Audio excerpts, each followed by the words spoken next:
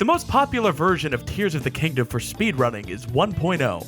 That's the case for a lot of popular games. It's usually the first version gamers get their hands on, and we make short work of ripping things to shreds. Tears of the Kingdom was no different. Within a few weeks of launch, people were already reporting reliable item duplication glitches, faster methods of travel, and even a way to skip the boss rush at the end of the game.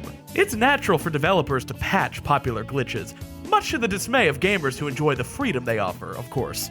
Sure, it breaks the game's economy when you duplicate 900 diamonds, but shouldn't that be your decision? I suppose it's not even worth discussing now, since they patched the game into oblivion.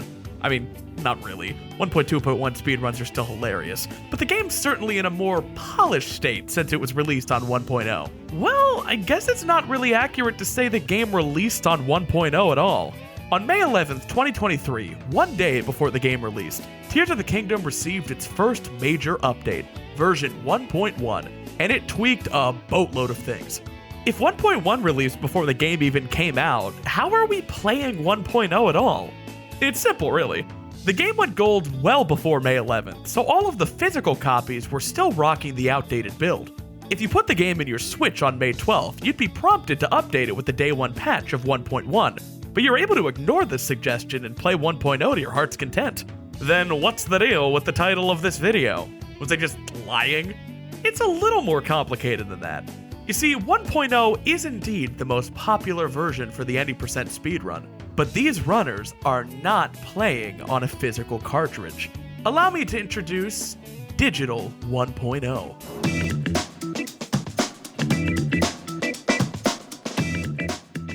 Most runners prefer to play on the digital installation of Tears of the Kingdom instead of the game's physical cart. That's mostly because it saves multiple seconds on load times throughout the game.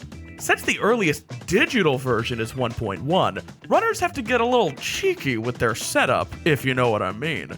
If you purchase a physical version of the game and dump its ROM using homebrew software on a modded Switch, you can easily install that 1.0 dump like an eShop download and play the digital version of the game on 1.0. The best part of doing it this way instead of just downloading it is that no laws are broken. Probably. There's some weird low-court rulings about the legality of bypassing a console security system to dump games, but so long as you don't give the ROM to anybody after dumping it, you should be fine. Nintendo has much bigger fish to fry, like people still enjoying Melee in 2024. It's over! He did it's over! Upset did it! Upset did it! But come on, you're not concerned about American law. You're probably thinking about a much higher power. Speedrun.com's leaderboards. Basically, everyone who takes speedrunning seriously respects this website as the last word when it comes to rulings and leaderboards. That's because it isn't run by any one community. Each game runs their own leaderboard, and Speedrun.com hosts them as a centralized platform. This is way better than the system we used to have. I'm old enough to remember when Ocarina of Time speedruns didn't go out of bounds because the moderators of Speed Demo's archive thought it was lame. Folks, when I tell you things are a million times better these days, I am not joking. These sites used to be run by one or two dudes who primarily ran a single game, and the rules for their game were enforced across the entire website. You think going out of bounds in Ocarina of Time is cool? Well, too bad. Some GoldenEye speedrunner thinks it's dumb. So what does Speedrun.com say about Digital 1.0? To my surprise, it's totally legal. The community discussed it and, came to a civil decision. And good for them. I want to make things absolutely clear here. I am not trying to advocate for any rule changes, nor cast any of these runs as illegitimate. Trust me, I just explained how one clown can ruin things for every community, and I'm not about to push for that. With that said, as a bit of a boomer in the speedrunning scene, I do find it really weird that Digital 1.0 caught on as fast as it did. I mean, it was never actually released by Nintendo. They patched the digital version before it even came out. And while you can get 1.0 off the cartridge pretty easily, it's not possible on vanilla hardware. This actually reminds me of something from the Ocarina of Time speedrunning community from over a decade ago. The most speedrun version of Ocarina of Time is the 2007 Wii Virtual Console release. Wii VC is surprisingly optimized for its time. It runs the game with almost no lag, and all of the loading screens are much faster. Doing the same run on Wii VC saves multiple minutes over N64 hardware. There are still some runs performed on N64 though, and it's not just nostalgia. That's mostly due to 1.0's exclusive glitches though. See, there's a reason we're talking about this. Ocarina of Time has 3 primary versions, 1.0, 1.1, and 1.2. 1.2 was released near the end of the N64's lifespan and is the framework for every future port of the game. Since the Wii version uses a slightly modified version of 1.2, there are quite a few glitches that can't be done on Wii hardware. If you want to do these 1.0 exclusives, you'll need to play on a genuine N64. I mean, unless you decide to take the 1.0 ROM and put it on Wii, but that would be crazy talk. We actually do have a word for this though. It's called VC Inject. You take the Virtual Console emulator and feed it the 1.0 ROM instead of the usual 1.2. It takes the game no problem. So why isn't this allowed? Well, as we discussed earlier, different communities have different rules. Ocarina of Time runners banned VC Inject because it essentially created an artificial super version of the game. It has all of 1.0's benefits without any of its drawbacks. 1.0 was never meant to be played on the Wii's emulator. Arbitrarily shoehorning an outdated version onto an emulator that wasn't even designed for it is considered illegitimate by OOT runners because the game isn't an official version that was sold by Nintendo. And that's the real heart of this discussion: official releases. During the Nintendo Giga Leak a few years back, we actually got our hands on an older build of OOT. This build was saved 3 days before the game went gold, so it's incredibly close to the final release. Despite that, it has dozens of differences. Some big, some small.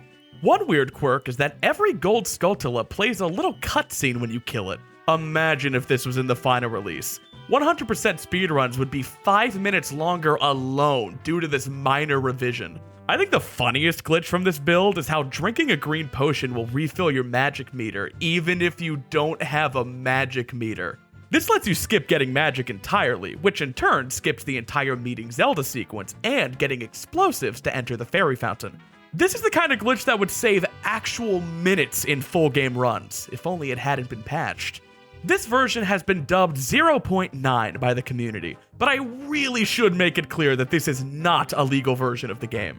No runs are done on 0.9, at least nothing serious. Since it's not an official version, it's not a category on OOT's leaderboard. I mean, think about it. They patched all of this before the game even came out. Wouldn't it be crazy to run a version of the game that was patched before it even released? Oh, I see what I did there. Before anybody asks, I am not seriously comparing Digital 1.0 and OOT version 0.9. It was a fun side tangent, but we really should clarify that Tears of the Kingdom 1.0 did come out.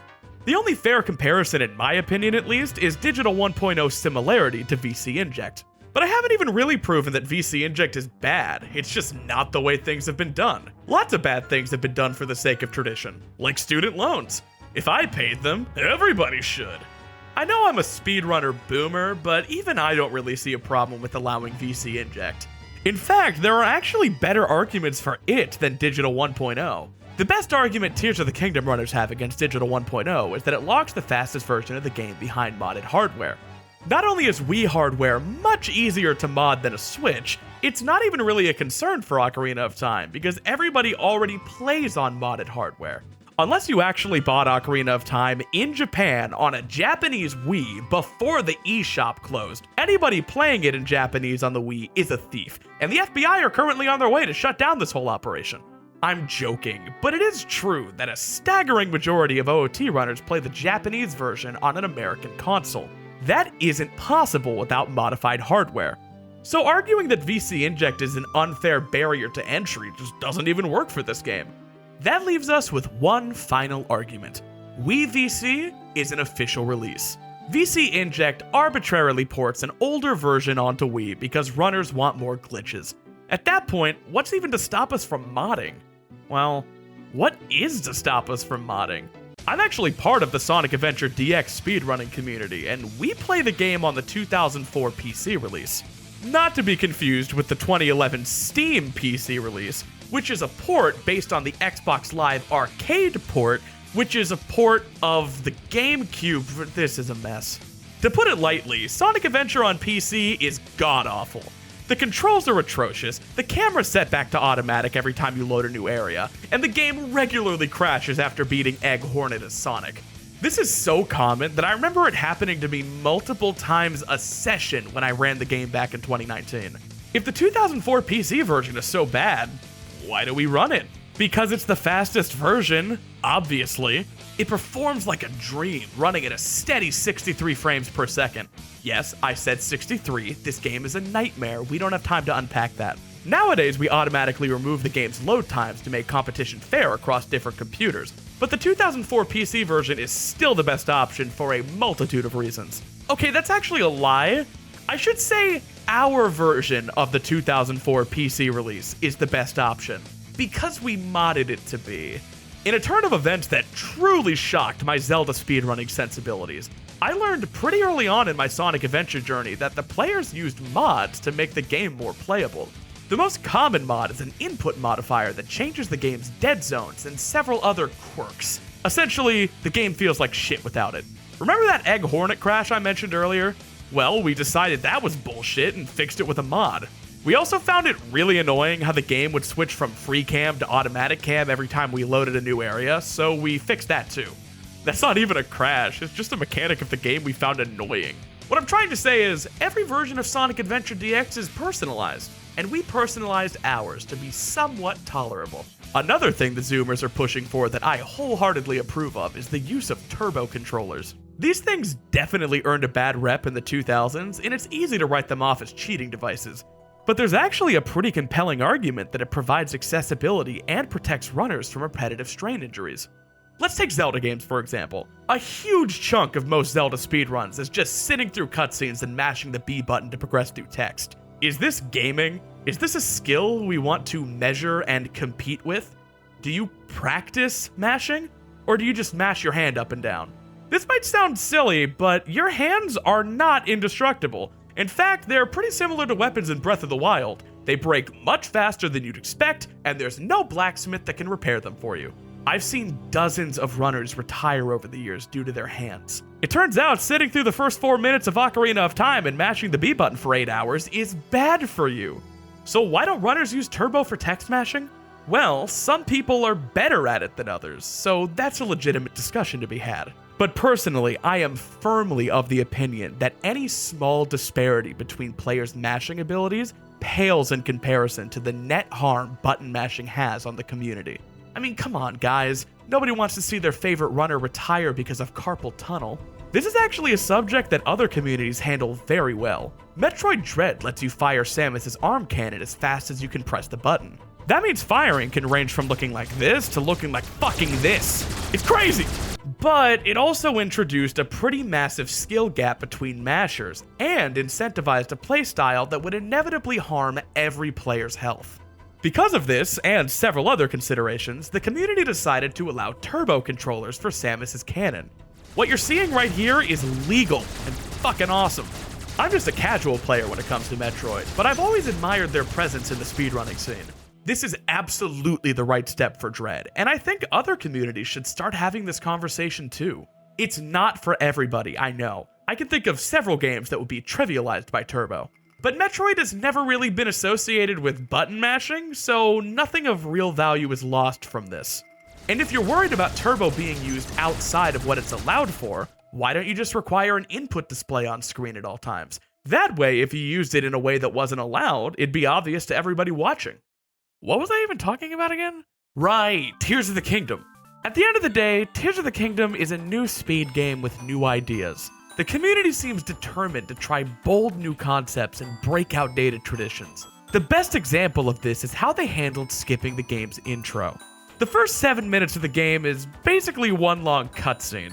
You gain control of Link a few times, but there's not exactly a skill ceiling here. Runners were getting fatigued only after a few weeks of grinding, and I don't blame them. It's really disheartening to mess something up and realize you have to watch another 7 minutes of cutscenes before you even get to try again. This led the community to an unprecedented decision. They voted to skip the intro. If you want, you're allowed to start the run in the Room of Awakening with 6 minutes and 40 seconds on your timer. They found this time by averaging out a number of different runners' intros and landed on a happy medium. Critics said this would stifle innovation, because why even search for intro skip if we're just allowed to do it for free? Well, in early July, a method of clipping out of bounds in the intro was discovered anyway. It turns out people will hunt for things even if there's no reward. They just do it for the joy of discovery. This new method of clipping out of bounds in the intro saves about 30 seconds, so now runners are presented with a choice. You can start the timer at 6:40 in the Room of Awakening and save dozens of minutes of your actual life every play session, or you can optimize your run and go for the intro clip and save 30 seconds. Much like the time you save on loading screens playing on Digital 1.0, intro clip really isn't necessary unless you're playing at the highest level. That's really what's beautiful about this game. It's perfectly accessible for beginners, but slowly matures the more you optimize your play. I think this kind of decision making is the future of speedrunning.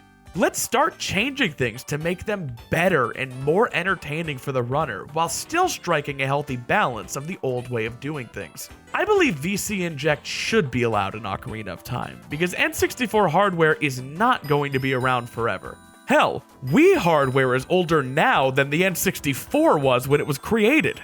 1.0 exclusive tricks shouldn't be locked to the original hardware in Ocarina of Time or Tears of the Kingdom. People were worried that intro skip might stifle innovation in Tears of the Kingdom, but what if innovation just never comes? Ocarina of Time finally voted to skip their intro in 2023, after a whole 25 years from the game's release. I agree that a month might not be enough time to make an objective decision about skipping your intro, but surely you could have made that decision sooner. Things only change if someone calls to change them. If any of these decisions we've discussed have struck a chord with you, I think you should take part in the next discussion. Run the games you enjoy. Run them a single time. Get your name on the leaderboard and rock the vote next time.